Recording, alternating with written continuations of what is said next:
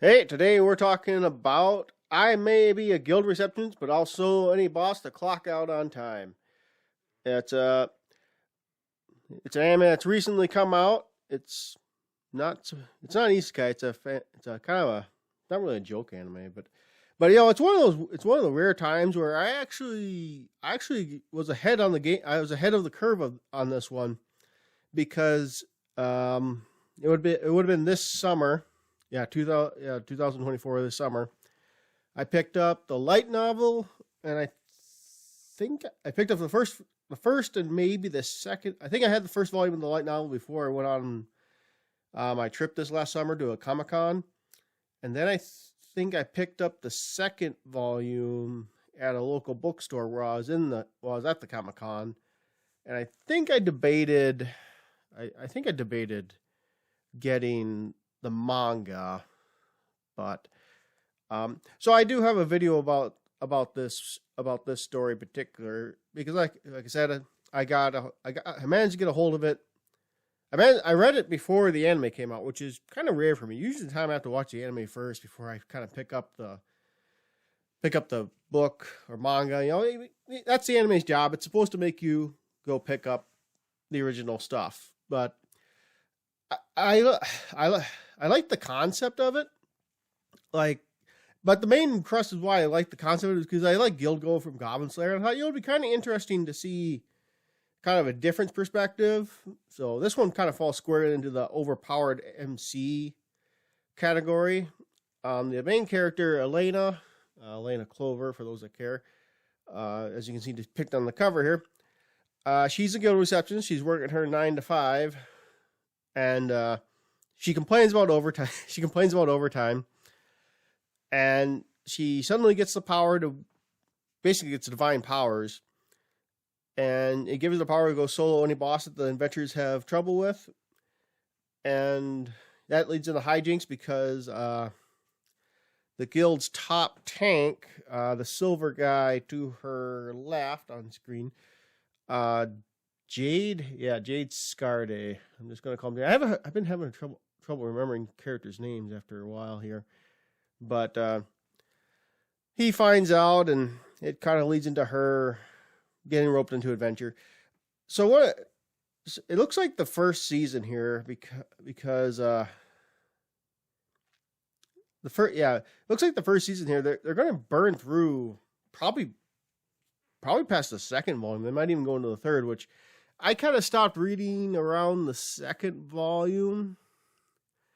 But this is one of those stories where, as I was reading it, I'll admit it as a light novel book or just a book in general, it's kind of only a C rank story. Three out of 5 stars, 5 out of 10. It's an average story. The guy who wrote it, he actually wrote this book. He wrote this book for a contest. The original author, I don't see his name on this cover here, but it's probably in the small script. But so he made this for a contest and he won it, and that kind of led into one thing and the other because he left it open up in the first book where obviously you could continue it like a lot of light novels, and they did. They went to the second one, but it's one of those things where you can kind of tell he maybe didn't think this was going to be a long-term thing, but it became that. So good for him. I mean, good for him. I think I just got done looking up the wiki on it. I think he has like 7 volumes released in Japan, and the English ones are at 4, I believe. So good on him. It should be encouraging his success at the very least. But like I said, as far as just plain writing goes, now I gotta give him the original author some leeway because I'm reading a translated version. So, obviously we transferring from Japan to English. There's some sorry, I got like a sneeze coming out or something. So there's some mistranslation there, not 1-to-1, but you get the full intent of the story. But as I was this is a story definitely where I could tell it was going to be a better anime than it was a book because it was kind of written as basically an anime script in a lot of ways. To give you a context on the world, it's a fantasy world with kind of monotech, so it's basically fantasy world with TVs, because they have TV screens and like maybe even touch screens inside the guild that you see during the anime, and I don't know if exactly that's how that's depicted in the show, but sorry about that. I tried to clear my nose before I recorded and just made it worse. So, anyways, yeah, this definitely, when I first read it before the anime came out, I definitely tell it would be a decent anime, and but it's a weird trend that's kind of been kicking up recently, where I'm not going to say the isekai genre so far has died, although it is maybe in its dwarf star phase, where at this point, if you want to be an isekai anime, you got to be pushing the envelope a little bit, or you got to go full on ridiculous parody. Or, like Zenshu, I'm actually really enjoying Zenshu right now. That's an isekai anime, and just for how well animated it is, and it's not. I wouldn't say the plot's anything too unoriginal. It's basically that's about the direct. Well, I guess the fact that it's about an anime director being transported to an anime into her favorite anime. That's kind of interesting. But to stay on topic, there seems to be a new trend of modern fantasy worlds. Like a good example of the same thing that's going on in Guild Receptionist is in I left my A rank party to train my students. I just did a video on it. I left my A rank party to help my former students reach the dungeon depths. That world too, they're streaming in that fantasy world, which I find a little jarring, to be honest. But also there's like horrible implications there, where you could be live streaming your dungeon fight and get just wrecked, and so everybody gets to see you get killed. But in Guild Receptionist, it's kind of, I know I'm not talking much about the anime. Not talking much about the anime. The animation's okay. I'll give it that. The animation's okay.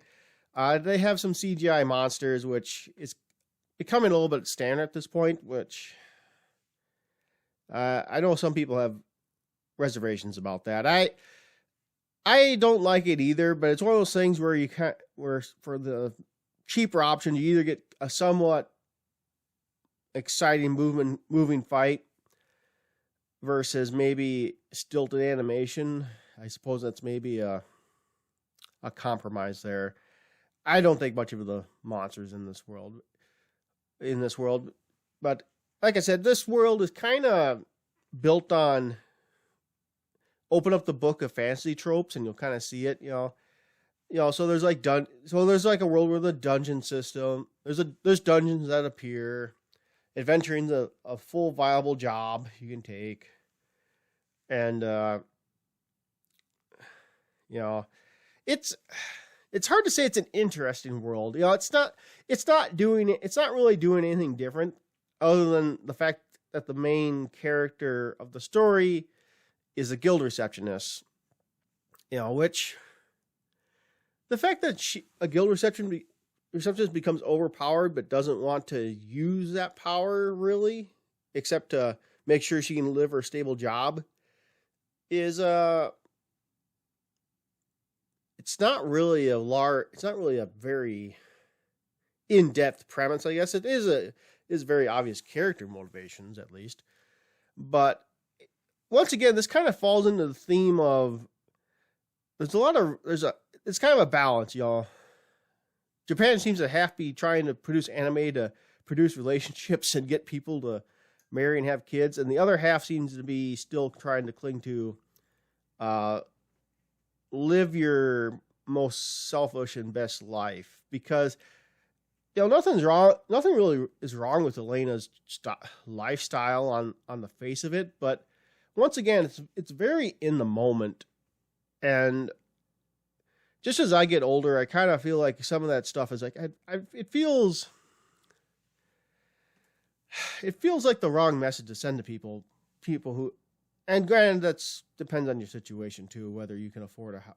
It kind of depends whether you want to afford a house or not, I guess. But it just seems very short-sighted, where this woman's basically trying not to work overtime, and she's basically trying just to go home and on time, but she's not interested in a relationship, which, people at different point in their lives have to be ready for that at their own time. You can't force that, but it's once again too where she's not looking for anything beyond that. Like, it's this very weird mentality of, I want to set up my life to be as perfect as it is, and that's going to be the way it is forever, which that's not how it usually goes. Life is a roller coaster, and try as you might, you can't see everything that's going on. But most days, a lot of things are the same. I'm getting a little off topic. So yeah, Elena gets found out by Jade, who kind of uses the fact that she's the executioner, the one defeating bosses, defeating dungeon bosses left and right. He wants her to join his party. It's kind of a cover up for the fact that he does have feelings for her. She does the kind of the typical anime girl thing where she basically threatens to kill him. And there is one very interesting aspect of the story that I do find interesting. There's probably more than one, but the main thing that interests me is the fact that Elena is this godly powerful. It does fly in the face of, the Spider-Man trope of with great power comes great responsibility. But, I've always had an idea for a story. I wanted to see more of the idea of the story. It's like, you have these super powerful characters where she can level cities. Like the guild master in the story, completely at her mercy. If people stop trying to awaken the dark gods, she could destroy this entire city. But she doesn't want to destroy the city, obviously. But it's one of those things where she's in a position where her power would make her a threat, but it wouldn't give her what she wants, really, because she does want to live a peaceful life. She can't make the luxury she wants, if she killed all the chocolate makers, then she wouldn't have any chocolate to eat after the fact, or people to repair her house. So there is kind of a compromise where, yeah, she's godly powerful, but it doesn't give her what she wants. She just is. But I also I find the concept a little interesting where you have the other characters who are powerful in their own right, like Jade, and they kind of see Elena not using her strength as a waste. Or it's like when they find out, like when the guildmaster finds out she got this divine power through prayer, basically. She got it because she didn't want to work overtime. So it kind of flies in the face of the you get rewarded for your efforts, I guess, she doesn't have very altruistic reasons for her powers, I guess I'd say. She does in the second volume. And it's probably going to be in the later half of the anime, or maybe the middle, if they're adapting 3. But she does have a conscience. She is a good moral person, so she does want to save her new friends, even though she has to leave the festival she's been waiting 2 years to go to. But like I said, the concept of having a super powerful character like that, but not wanting to use their power, I find it interesting, but I just don't know if it's really used in the most interesting way in this story. Which I guess if I want to use it my way, I should write a story about that. But it's one of those things where I like the concept. I don't know if I like the concept enough to try and write a whole book about it. So. And it's kind of one of those concepts, too, where it wears a little thin. But then again, the premise isn't I'm super powerful and I don't want to do any dungeon raiding. Well, she doesn't. But there's a lot of stories that have really interesting concepts, but they don't. A lot of authors and studios don't really. They don't really stick to them. They don't stick to the premise. Like a lot of the villainous stories, very few of them actually have the character, be the villainous. Most of them are trying to avoid, not dying to be the villainous. But even like in I Want to Be a Villainous that goes down in history, even then she's not really being a villainess. She's still being a good moral person. She's not being villainous. It's being too afraid to commit to the bit in a lot of ways, you know. Yeah, I'm not sure where I'm going at this point. I thought I had a stronger opinion of this story, but it's one of the things where I read it and I kind of dropped it a while ago. I'm just watching the anime right now, and I knew it was going to be an okay anime. It's probably going to do okay. You know, I'm going to watch it till the end, but as far as like continuing on the manga or the light novel, I definitely don't really feel there's much to gain from it. Although I would be kind of interested to see how the story ends up. Although if I had to guess, I'd have to guess Elena and Jade would probably eventually get together, because that seems to be what the author wants. But yeah.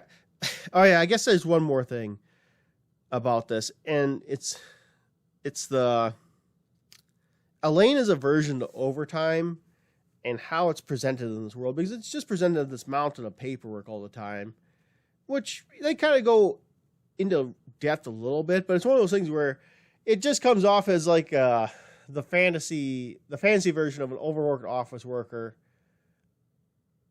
which is a overplayed stereotype in a lot of anime, but it sounds like it's a lot of true in real life Japan, so I understand the escapism, but I'm not sure where I'm going with this.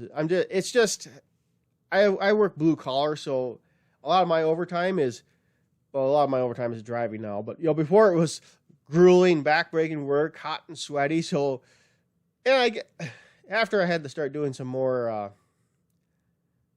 white collar work for my book stuff, I understand it gets mentally taxing to do a lot of the nitty gritty accounting, file checking, email checking, writing emails. I understand it a little bit better now, a little more sympathetic to it, I guess I'll say. But even then, even though it is really very mentally exhausting, it's still hard for me to really jive with it, to be honest. But those are my rambling thoughts on I may be a guild receptionist, but I'll solo any boss to clock out on time.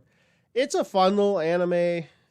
I do want to encourage you to give the light, at least the manga, a try. The light novel, like I said, it's not the most compelling reading. The first volume is good enough, but you can really see the author's weaknesses in the last third of the book. Because the way he writes fights, I can definitely see the way he writes fights that he's falling way too close to anime tropes, so there's a lot of pausing and talking. The fights don't have the momentum like they should. So I hope in the anime, when they fight the Dark God here, it's probably going to be next week at the time of recording. When they fight the Dark God, I assume there's still going to be kind of the talking while fighting, and the enemy's just kind of letting them talk, like they're having like 5-minute long discussions in the middle of a fight, which, that happens in anime sometimes. I hope they manage to weave it together a little bit better, where the fight keeps its momentum, but as you read it in the book, you can definitely tell the weakness of the author's writing style at that point. And fortunately, in volume 2, which I've read 3/4 through that too, and I never finished it either. That never really took off either. It just comes down to the fact that it's the author does okay. He's just not reinventing the wheel. So, but like I said, I think as an anime, it will do fine. So I keep repeating myself, so that I should just end it here.